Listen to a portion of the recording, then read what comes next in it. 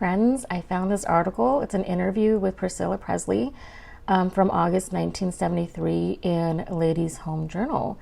And I read the first part. I thought it was really interesting because the divorce isn't finalized yet.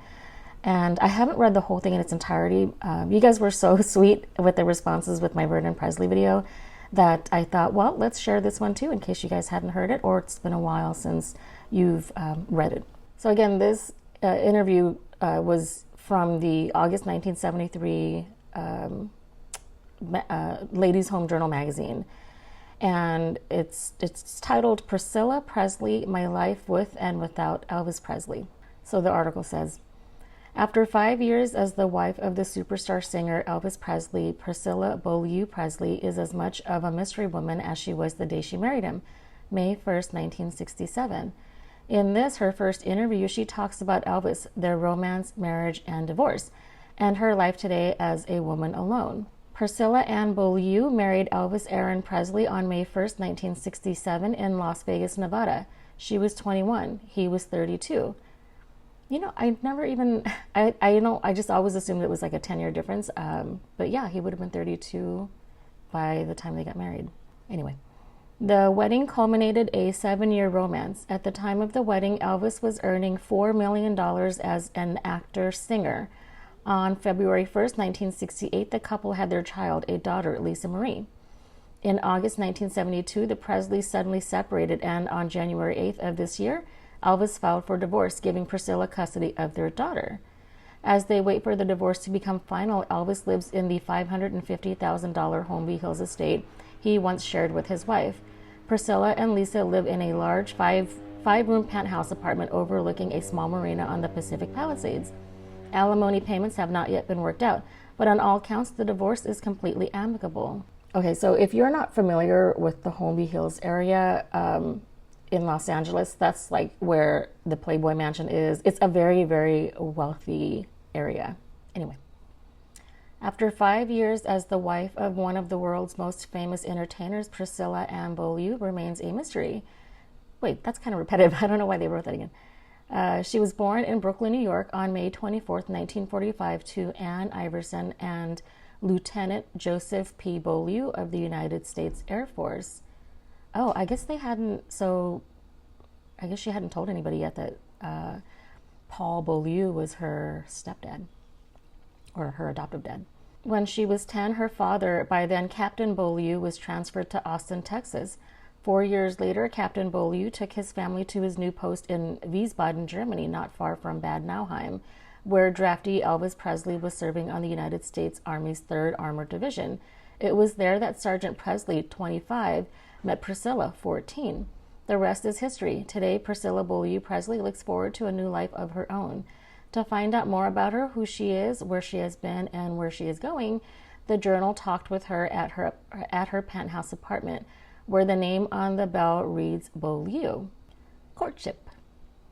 The apartment decor is sheer and soft. Billowy organdy curtains, calico sofas. There is a conspicuous lack of anything masculine.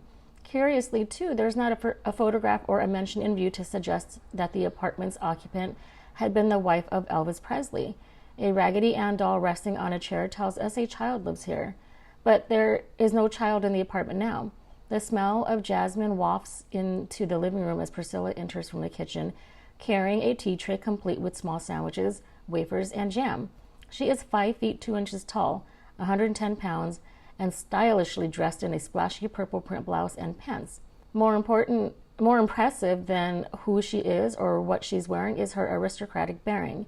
Everything about her suggests grace and poise. She's beautiful. Indeed, one could say that Priscilla is the most beautifully kept secret in Hollywood, for outside the inner circle of Presley pals, few people knew what Elvis's wife really looked like. Because this is her first interview, I had thought she might be nervous, but she handles herself with ease and confidence. As she pours tea, she says that she is reluctant to talk about her life with Elvis. Her desire to protect her own privacy is as strong as her impulse to shelter him.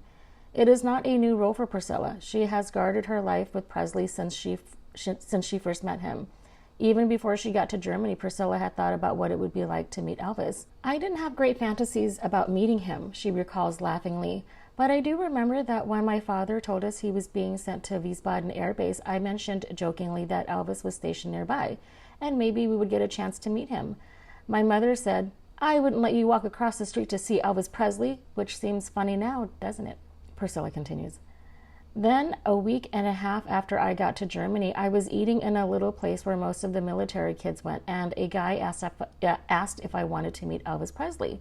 I said, fine, thinking it was all a joke. For my so-called date with Elvis, I didn't dress up. I just wore a little sailor dress because I still didn't believe it. And the next thing I knew, I was on my way to Elvis's house, which he shared with his father, Vernon Presley. 3 or 4 of Elvis's friends were with their dates, and a couple of girls dropped by. It was a very casual evening, a family atmosphere. Elvis was sitting in a chair when I arrived, and he got up and shook my hand. Then reality hit me, and I thought, what am I doing here? Priscilla recalls that her parents were waiting up when she got home.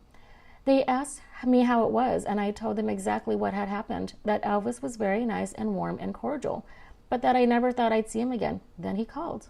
At first, my parents said that I shouldn't date Elvis, that I was too young, which was true. My mother felt that it was a once-in-a-lifetime opportunity, and besides, it was not harming me. Finally, she prevailed upon Dad to consent, but he set up a 12 o'clock curfew.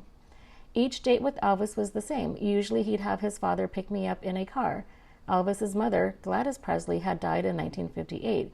In Germany, Vernon was dating a pretty blonde named Davida. I think this is misspelled. I think it's Davida, or Davida. Anyway, D. Elliot. Sometimes they would join us and some friends for a movie or something. No, she says thoughtfully, I was never impressed with dating Elvis. Perhaps I thought that it was all a dream, or maybe it was because Elvis was very down to earth. He made me comfortable. Elvis fit in with everybody too. Obviously, Elvis measured up to Priscilla's... Okay, so now it's the magazine, or the interviewer. Obviously, Elvis measured up to Priscilla's expectations, but she is reluctant to go into detail. Yet she admits that their romance blossomed steadily. Priscilla says, Elvis was not aggressive with me. He never pushed. He was very gentle. Now the interviewer is talking. One of Priscilla's outstanding qualities is her sensitivity to Elvis. During the whole time she dated him, she never breathed a word to anyone. When I ask why, she looks at me and says, oh, there were many possible reasons.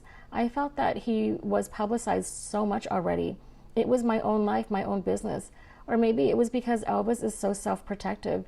He's his own man, a very understanding, compassionate person, and he accepts people fully. But as far as his personal life is concerned, he's very secretive. Her intuitive sense about Presley may be why the relationship survived after he left Germany. When Elvis was discharged from the army, I was still in Wiesbaden. I had no idea that I'd ever see him again. I was dumbfounded when he asked me to spend Christmas in Memphis, and then he asked if I could remain there. She hesitates. Of course, my mom and dad said definitely no, but Elvis called and talked to them, and I finished my senior year at the Immaculate Conception High School in Memphis. During her stay in Memphis, Priscilla lived with Vernon and Dee, who had since married, and Dee's 3 young sons in the east wing of the Presleys' famed estate, Graceland. Vernon and Dee looked after her and helped her to adjust to the kind of fishbowl life she would be leading. Although at that time Elvis and Priscilla never talked of marriage, Priscilla, or Scylla as Elvis calls her, never felt awkward about the situation. First of all, Elvis would not have asked me to come if there wasn't a reason. I believed that he cared for me and that he wouldn't have taken the responsibility of pulling me out of school and putting me into another if he wasn't making some commitment. Anyway, he's not the kind of person to take advantage of anybody. So I felt very secure. As I said, I had no idea that we were going to be married, but I had faith that things would handle themselves. I did not think that at any time I would be deserted or neglected, because Elvis had assured my parents that no harm would come to me. Okay, so that's really interesting, because if I remember correctly, in her first book, Elvis and Me, and then also in her second book, she had wrote that there was it was implied that they were going to get married, and that is why her dad reluctantly agreed, or eventually agreed to her moving in. So it's interesting that in 1973 she would write that, or she would say that there was no She had no idea that they were going to get married, that it sounded like there was no expectation of it. Anyway, during her 4-year stay, Priscilla led a Cinderella existence. Her every dream became a reality. When he was home, Elvis tried to make up for the time he'd been away. He gave her little presents. It was difficult for Elvis to buy for me, and a lot of times he would just tell me to get what I wanted, which I liked. He gave me all of the cars that I have had. We started out with a little red Corvair, then a Chevrolet, a Tornado, an Eldorado, and then the Mercedes, a white one, which I drive now. When she was not driving her own car, Presley chauffeured her in a Lincoln Continental equipped with a little TV and a bar. It only served soft drinks because Elvis doesn't drink or smoke. She looks puzzled. Well, recently I think he has begun to smoke a pipe. Priscilla was waited upon. We had a day cook and a night cook who prepared simple American food. This section is called Wooed in Style. She was wooed with elegance and style. Elvis would rent an entire theater, invite friends, and we would talk loudly to each other without worrying that the manager would throw us out. The memory of those halcyon days lingers. Elvis loved good action-packed movies, some westerns, and he loved a shot in the dark with Peter Sellers. Elvis never showed his own movies. She stops abruptly, not wanting to betray a trust. He just preferred not to see them. Maybe he didn't say a line right, or he thought that his hair didn't look good, or that he appeared fat. He just didn't want to see himself. He's very self-critical. Occasionally, Priscilla would visit Elvis in Hollywood, but she was careful to stay away from the set when he was shooting. I didn't think that he could do his best if I was around. I felt that was his job, his business, and it was not my place to be there. Most of the time I stayed in Memphis and occupied my time at the dance studio or went to dinner with a girlfriend. I was perfectly happy the way it was. Okay, that's interesting too, because in her books, she does say that she was very frustrated, that she felt that she was left alone often, which is understandable. I mean, who wants to be left alone that much? Anyway. She took a self-improvement course at the Patricia Stevens Finishing School, and although she stresses that it wasn't to compete with Elvis's starlet friends, she confides that it made her feel better to learn how to apply makeup. Yet when she thinks back on it, she is amused. When I went to Patricia Stevens, I overdid it with makeup because at that time I was going through the Cleopatra stage. But it was fun. I still love to fool around with cosmetics, but not as much as when I was younger. I think every girl goes through that stage.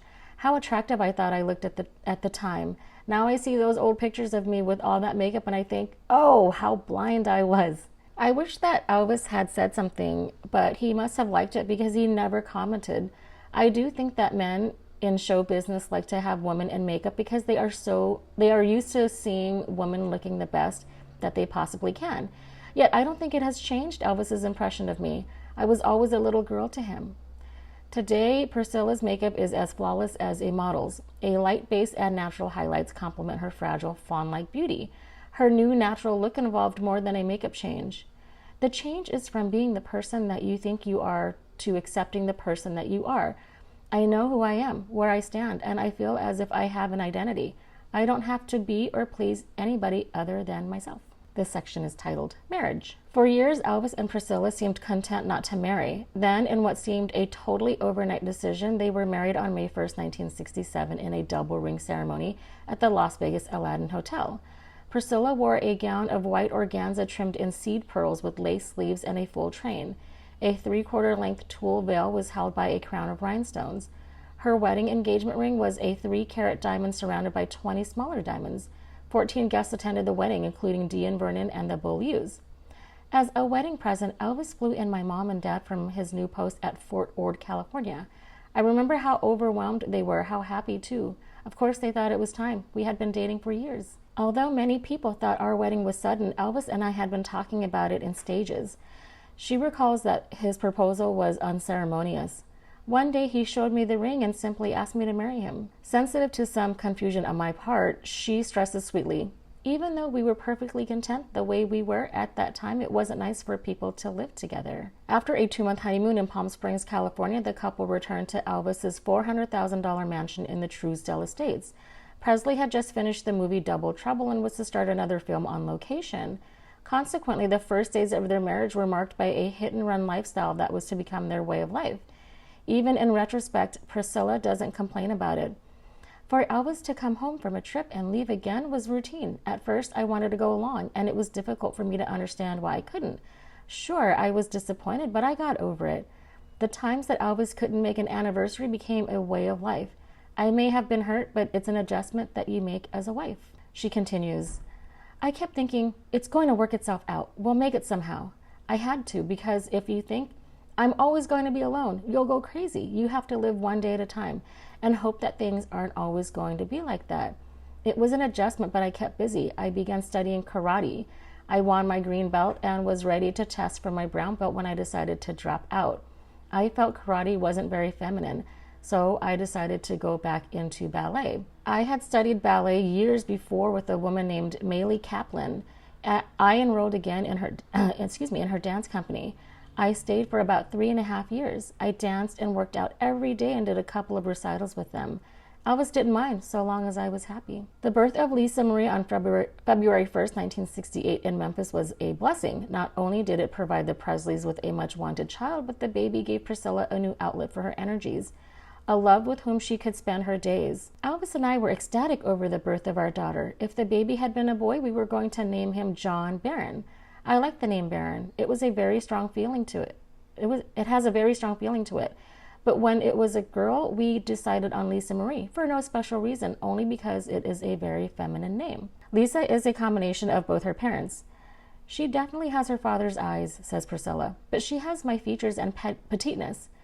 She adds jokingly, you know, the movie magazines have had me having about 5 miscarriages. I have never had a miscarriage. So I don't know if you guys have read Anita Woods' book, but in her book, well, I guess her daughter wrote it, but Anita Woods said that when she and Elvis were together, they had decided if they were going to name their daughter Lisa Marie. Priscilla continues, when the baby got a little older, she's 5 now, I started going out more with other women whose husbands were in Elvis's group. We'd go to the park, go shopping, or go out for lunch.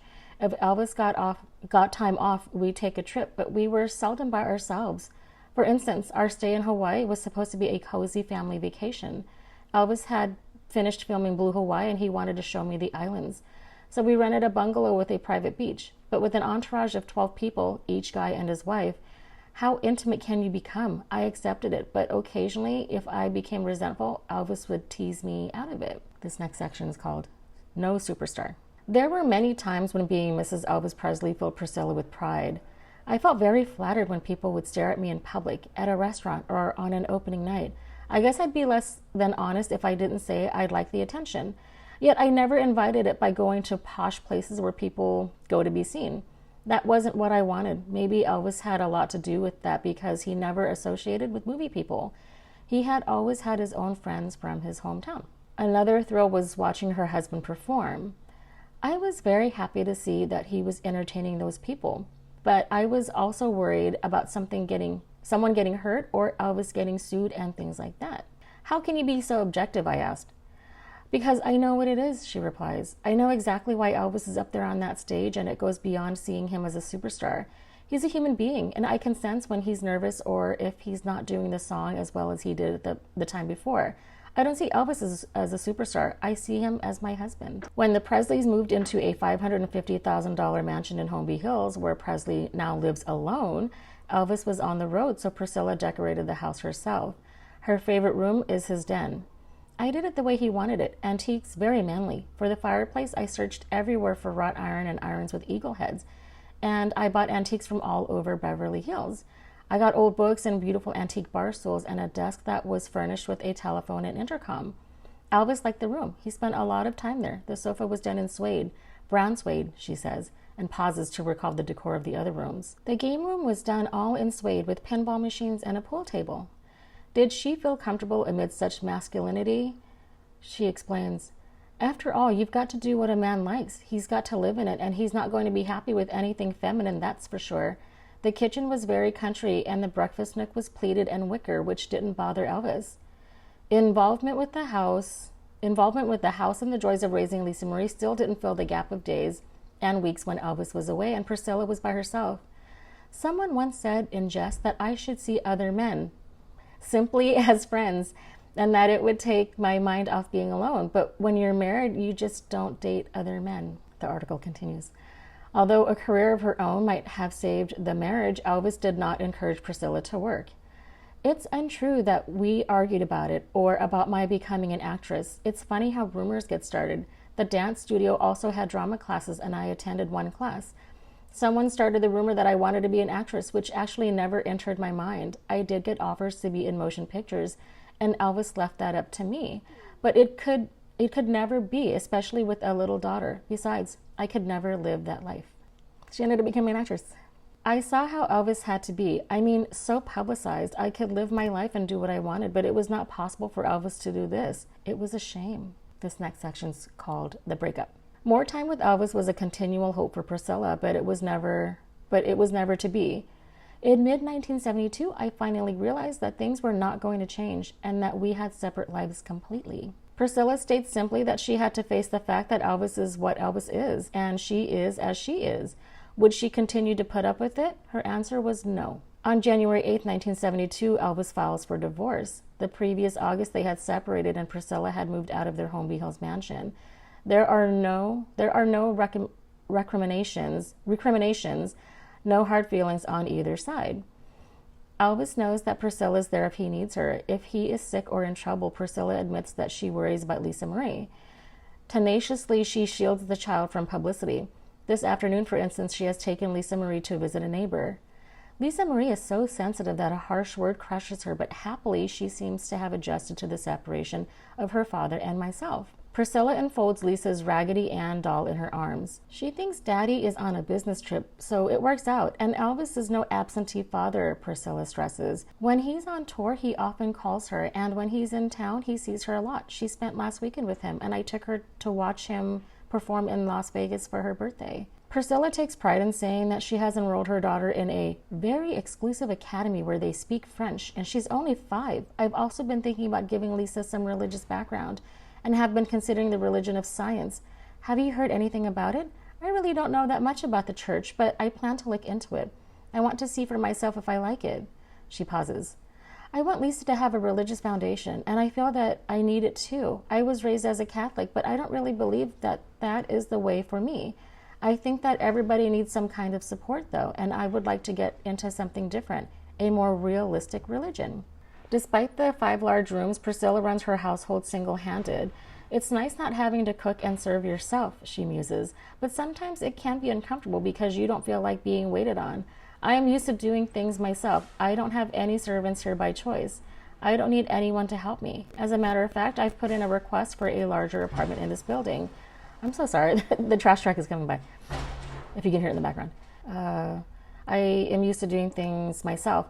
I don't have any servants here by choice. I don't need anyone to help me. As a matter of fact, I've put in a request for a larger apartment in this building, one with a 3rd bedroom so Lisa's friends can stay over, and when my parents visit.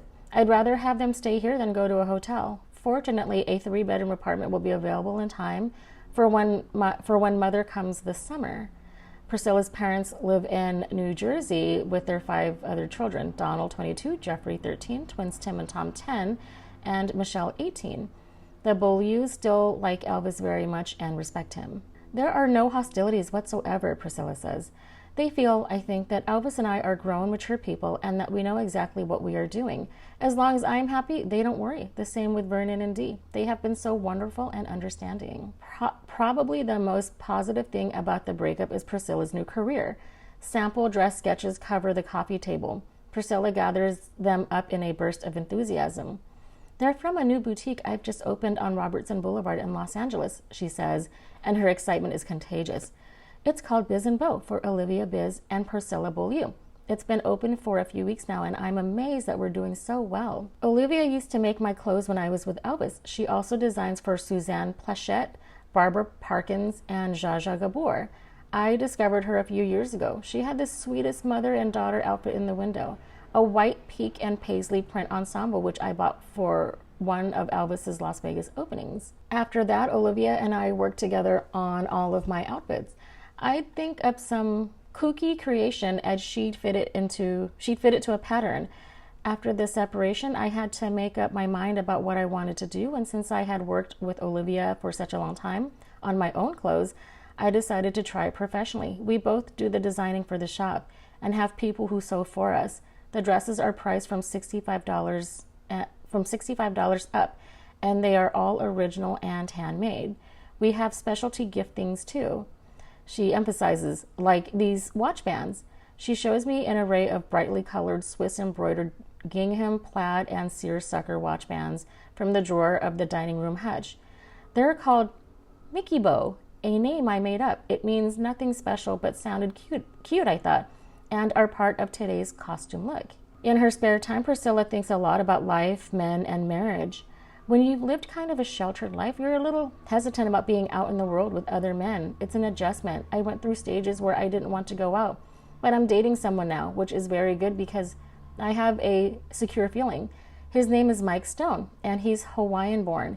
He's a black belt karate champion, she says proudly. Priscilla refuses to compare Mike to Elvis, although she concedes that Mike is the kind of male to whom she is attracted. He's very much of a man to me and treats me like a woman.